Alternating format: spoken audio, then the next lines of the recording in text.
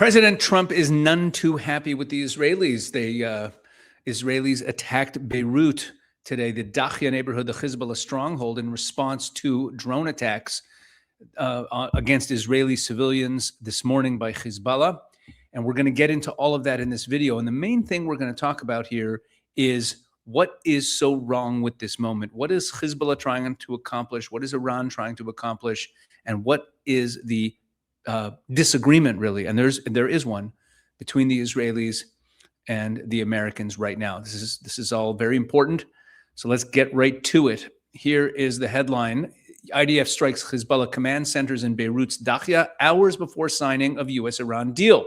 Since early Sunday morning, several drones launched by Hezbollah have crossed into Israeli airspace, prompting sirens to be sounded in northern Israel. Now, understand what these drones are. People hear drone and it sounds less dangerous than if it had said rocket, right? If it had said rocket, that sounds more like a weapon. But understand, these drones are basically rockets, but they're rockets that can be controlled and that seek their target, and then they dive, and they have this large explosive on the end of them, and they kill people. That's what they are. They're explosive drones. They're very dangerous.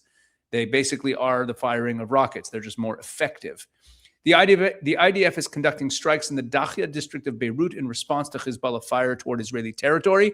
Prime Minister Benjamin Netanyahu and Defense Minister Israel Katz confirmed Sunday in a joint statement. Israel will not tolerate fire directed at its territory, the statement said. The strikes precisely targeted one of Hezbollah's command centers located within Dachya, used by the terror organization to advance terrorist attacks against the citizens of the state of Israel and IDF soldiers operating in southern Lebanon. Israeli media reported that the targeted center was housing Hezbollah's communications systems chief, while the result of the attack is still not clear. According to Axios reporter Barak Ravid, the IDF notified CENTCOM shortly before conducting the strike. And then the Iranians accused the Americans of being behind it. Iranian Parliament Speaker and Chief Negotiator Mohammad Bagher Ghalibaf responded to the strikes on Dachya by commenting on the upcoming peace deal with the United States. In a post on X, he stated that the strikes indicate that America either lacks the will to fulfill its commitments or the ability to do so. If you can't fulfill your commitments, speaking of continuing the path is impossible, he added. Ibrahim Rezai, an Iranian lawmaker and military advisor of the Supreme Leader, Mojtaba Khamenei, said in a post on X following the announcement of the strikes that the only way towards any sort of agreement with the United States is to discipline the Zionist regime. They're tipping their hand here in these comments. We'll get to that in a moment. If this rabid dog is not brought under control, it will bite our own feet before the ink on the agreement has even dried, Rezai wrote. The IDF is maintaining high alertness and readiness in all arenas, said the chief of staff, and the entire IDF is determined and operating with varying intensities in all sectors. Lebanon is our main center of gravity, but we are preparing for developments in other arenas.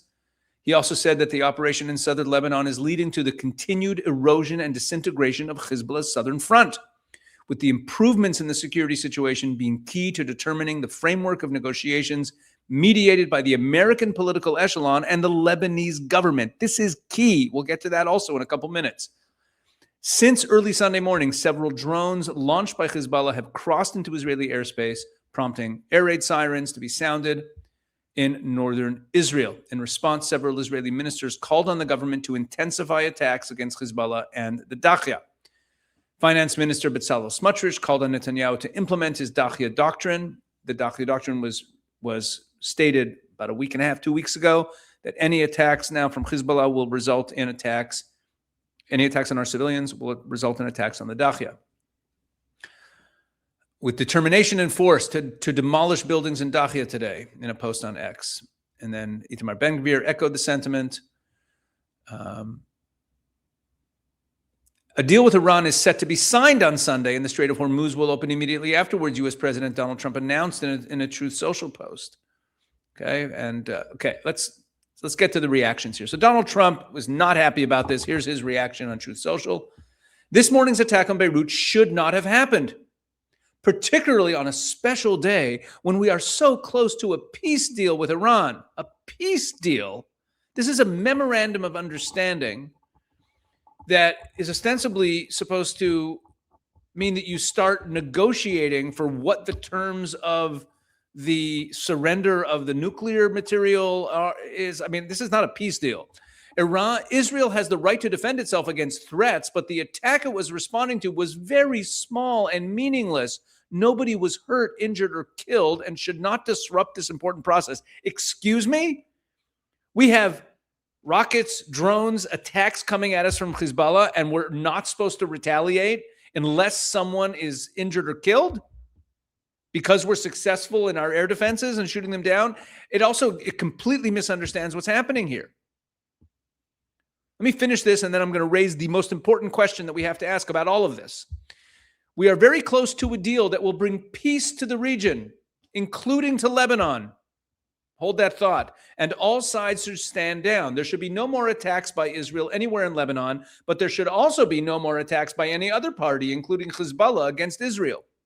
This could be the beginning of a long and beautiful peace. Let's not blow it. Thank you for your attention to this matter, President Donald J. Trump. Listen. Here's the question that we have to ask about this whole thing, and the only way to deal with this in an accurate manner is to ask this question or to raise this issue. Who does Hezbollah work for? Iran. They don't just work for Iran. This isn't the Houthis. I've said this many times. This isn't the Houthis. This isn't Hamas. They are not. We call Hezbollah a proxy of Iran. They are not. They are Iran. That's not a hyperbole. That's not just I'm not just like throwing words around. This is a real distinction. Hamas is an independent organization that received funding over the years from Iran. They also have other funders. The Houthis are an independent organization. They have their own agendas. They also are a proxy of Iran. They receive weapons and they receive funding from Iran. Hezbollah is the Iranian army. It's the IRGC. It is Iran. It's like if American troops are stationed in another country, there's a base somewhere and you have U.S. troops there. That's not a proxy of the United States. That is the United States. Get the difference? Hezbollah is Iran.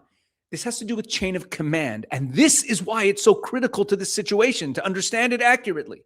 And it's like President Trump is like pretending he doesn't know the truth here. In other words, if Hezbollah is attacking Israel this morning and last night, they're only doing it because the chain of command from Tehran is telling them to do it. So the question we have to ask is why, at this moment, when the deal is supposed to be signed today, is Tehran instructing Hezbollah to be firing at Israel? That's the question we need to ask. And if you're not willing to entertain that question, you're not asking that question, you're just missing what's going on here. And Trump's Truth Social post makes it seem like this is too Hezbollah shouldn't have attacked them. Israel shouldn't have attacked them. We're trying to make a deal with Iran. Iran is attacking Israel. That's what Hezbollah drones being fired on Israel is. Now, why is Iran doing it? It's brilliant. They revealed it in those quotes that were in that article. Let me go back to that. You'll see what I mean. They revealed why they're doing it. They're doing it because it's a brilliant game theory move. It's a brilliant move to game out the situation. It's a win-win for them. Let me go back to their quotes from the Iranian officials in here. Let's find them here. First, we have Ghalibaf saying that America either lacks the will to fulfill its commitments or the ability to do so. Okay? And then you have Rezai saying that they should discipline the Zionist regime. That's the only way towards an agreement. Now, let's ask the question again. Why did Iran tell Hezbollah to attack Israel today? Last night? Because it's a win-win. If Israel does not respond because President Trump has told Israel, don't respond, and because of that, Israel doesn't respond. So what is this? Iran goes ahead. They instruct Hezbollah to fire at Israel. Israel's reined in by the United States, and Iran has shown that they can deter Israel, They can determine whether Israel responds, and they can fire at Israel with impunity. That is a tremendous amount of power and leverage that they have just demonstrated. And they're also creating more tension between the United States and Israel. They're also, by blaming America for it, they're putting America on its back foot. They're putting Trump, Trump wants a deal so badly. So what do? They escalate. They escalate in Lebanon. If Israel attacks Dahya, then they drive a wedge between the U.S. and Israel, or they make America look like they're negotiating in bad faith. Either way, those are the two statements there. Rein in the rabid dog Israel. And America either lacks the will or lacks the ability. In other words, this makes Trump turn to Israel and say what he said. What did Trump say to Israel? You shouldn't have done this. You shouldn't have done this. We're trying to get a peace deal. Now, you're not trying to get a peace deal. Let's go back to Trump's statement also. I hate to say this, but it's absurd on its face. Let me tell you how Israelis hear this. Because this is a major piece of the puzzle that people just don't get. They see, Israel attacks, Israel, warmongers. Look, remember when the Gaza 20-point plan was announced? Oh, there's going to be peace in Gaza. And what were the American commitments? What did Trump say was going to happen? Oh, yeah, we're going to make a peace deal. And we have 13 different countries who are willing to come in and disarm Hamas. And Hamas is definitely going to be disarmed. We're either going to do it the easy way or the hard way. Trump was like, we're going to disarm Hamas. This is the deal that's going to make it happen. We're going to get the hostages back. And then we have all these countries that are going to come in and we're going to disarm Hamas and we're going to get Hamas out of there. And we're going to build this new Gaza that is going to be peaceful and is going to be governed by people who are at peace, right? And what do we have? What do we have now? We have Hamas still there. No one's going in to disarm them. Is Trump doing anything about it? Is he talking about it? Is there anything afoot to try to bring in these fictional countries that don't exist, these countries that don't exist that are supposed to disarm Hamas? No. And the Israeli people were sold a bill of goods. That's how they feel. That's how we feel. I mean, not that Trump was lying. He had all the good intentions in the world, but he talks things up. He talks a big game. We're used to him talking a big game. Oh, we're going to be peace in the Middle East. We're going to disarm Hamas. Hamas is not disarmed. And now you're telling me that you're going to make a deal with the Iranians. And don't worry. I got it. I'm President Trump. I got it. We're going to make a deal with Iran, and it's going to settle the whole situation. They're not going to have nuclear weapons. They're not going to cause you any more problems. We're going to deal with the proxies. We're going to deal with the missiles. We're going to deal with everything. It's going to be peace to the Middle East. Wonderful. Going to bring peace to Lebanon, he says here. We are very close to a deal that will bring peace to the region, including Lebanon. Really? You know what you're doing by protecting Hezbollah from destruction, which is what President Trump is doing if he tells Israel not to attack, not to retaliate against Hezbollah. What are you doing? You're condemning Lebanon to be under the thumb of Hezbollah, under the thumb of Iran in perpetuity. Why are you holding back Israel? Like all this talk about, making peace between Israel and Lebanon, and let's get President Joseph Aoun and Prime Minister Nawaf Salam, and let's try to embolden the Lebanese to take their sovereignty, to push out Hezbollah. Hezbollah is going to be disarmed. How is that supposed to happen? And now you're saying, no, Israel, don't attack, stop attacking Hezbollah. Leave Hezbollah in Lebanon. Leave Hamas in Gaza. That's what the Israeli public is hearing. I just want you to understand how we feel here. Why should the Israeli government play ball with this game? Because Trump wants to get his deal done? This deal is terrible. You want us to... it's a lack of understanding of how the Middle East works. If Hezbollah attacks Israel, Israel must retaliate. Again, let's go back to the key question that unpacks this whole thing. It renders this Truth Social post foolish. Why did Iran tell Hezbollah to attack? What do I mean? Tell Hezbollah. It's not a chain of command every single day. Iran, or the negative. If the Iranian negotiators pick up the phone and call Naim Qassem, the head of Hezbollah, and say, stop firing at Israel today. Okay, we have bigger fish to fry. We want to sign this deal with America. Stop the firing. No, they did the opposite. Why did they do that? Because they want to put more pressure on Trump at this critical moment as they're deciding whether or not to sign the deal. They want to tighten the screws on him and drive a deeper wedge between the United States and Israel. and blame America for for blowing up the deal, and in turn have Trump blame Bibi. That's what they're doing here. And why should the Israeli people trust? Why should the Israeli leadership trust that Trump's concern is our security after what happened in Gaza? Oh, we got this big deal. Talking a big game and then not delivering is not a way to win over the Israeli people. And then there's the political aspect of this, which I've been talking about for the last few weeks. The Israeli people do not want a cessation of hostilities. We want to defeat our enemies. We want to deal with them once and for all. We have them on the ropes. We want to finish the job. And we know that any deal with the Iranian regime is nonsense. We've been down this road. We live in this region.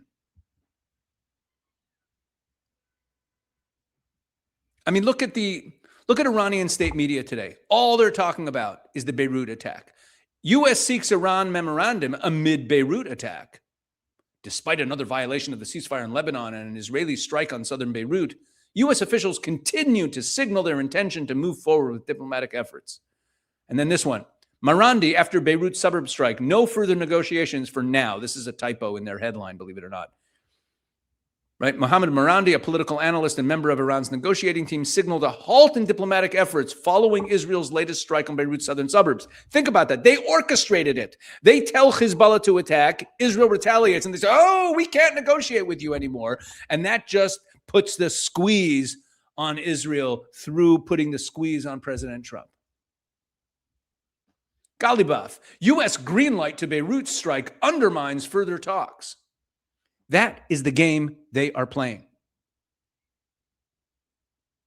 There is no reason whatsoever that it makes any sense for Israel's best interest to allow Hezbollah to attack us and not retaliate, giving the Iranians all the leverage, allowing the Iranians to flex their muscles and show that they still control the situation, leaving Hezbollah to do as they please to us. Why on earth would we do that?